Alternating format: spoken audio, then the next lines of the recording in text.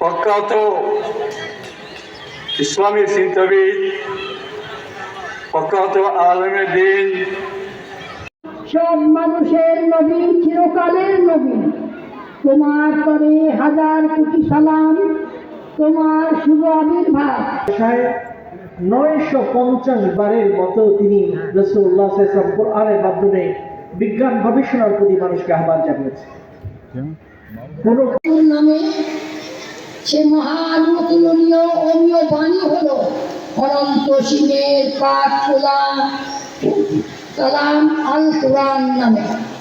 সে সর্বকালে সর্বশ্রেষ্ঠ নবী হলো এই ধর্মেতে পবিত্র রমজান মাস মহান আল্লাহর বাণী নিয়ে এলেন জিব্রাইল ফেরেশতা, সর্বশক্তিমান খোদার নবী। সবাইকে ধন্যবাদ।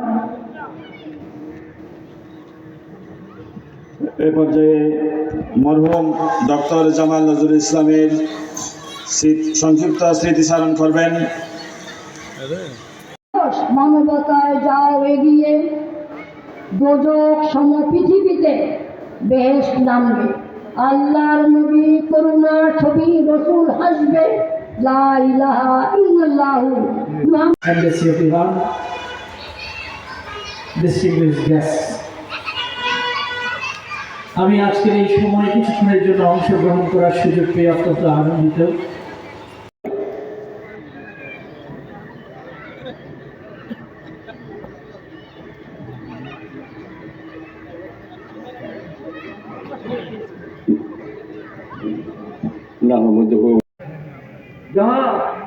যারা জীবনে পরিপূর্ণতা অর্জিত হয়, মানুষ মনুষ্যত্বের, মানুষ মানুষের জন্য, মানুষ সেরা জীব বিবেকের কারণে বিবেককে জাগ্রত করতে হলে এলম নয়, প্রয়োজন